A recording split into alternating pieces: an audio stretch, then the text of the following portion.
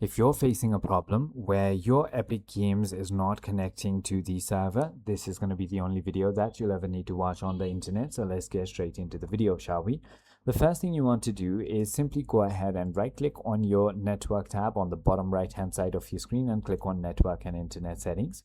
This is where you want to select Ethernet or Wi-Fi, whatever the case you're connected with.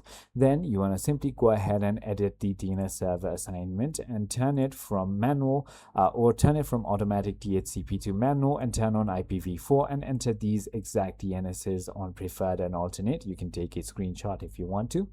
The other thing you want to do is simply go ahead and run your command prompt as an administrator.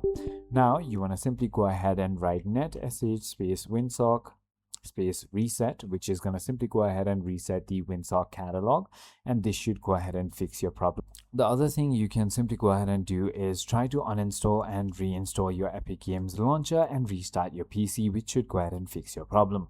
I hope this video clarifies everything for you. If you have further more queries, feel free to comment down below and I'll see you on the next one.